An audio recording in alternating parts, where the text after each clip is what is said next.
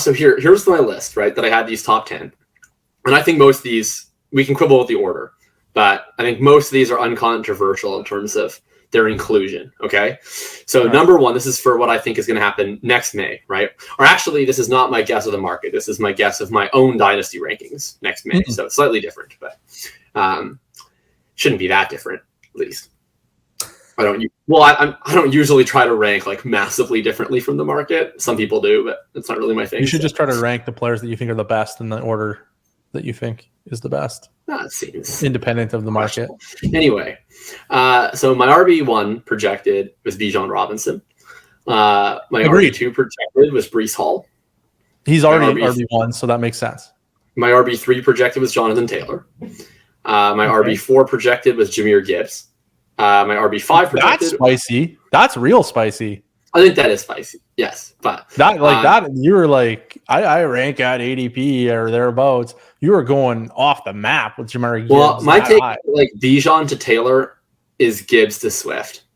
Like it's a similar archetype of running back, but the younger version with 3 years less tread on the tire and like more free rental years before you can sell. So I have Gibbs at 4, I have Swift at 5, I have Barkley at 6, and I had McCaffrey at 7. I think we can agree, like we could quibble over the order. I think we would all agree that those 7 should be in the 10, right?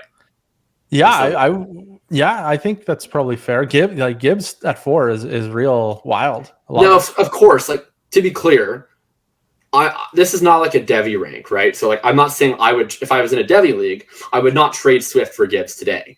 What I'm saying is, when is this taking place? When are these rankings? Immediately after the draft next year. So like once draft capital is decided. May 2023. I said May 1st, 2023. Yeah. Okay. Good. So to be clear, like if Gibbs, like I wouldn't do that now because like maybe Gibbs, I don't know, breaks his legs more, gets drafted round 4, like Marshall. Do you want to know how infrequently a rookie running back is ranked in like the top 5? Well, I'm projecting my rankings. It's basically like right, but I rank rookie running backs aggressively, and it's successful. I had Breece Hall ranked as the RB2 in Dynasty the day he was drafted. The day he was drafted? Yes. Holy moly, you're a wild man. And I had Jonathan Taylor as the RB1 in Dynasty the day Marlon Mack tore his Achilles. Oof. Got lucky, eh? No, I want to be ahead of the market on stud rookie running backs.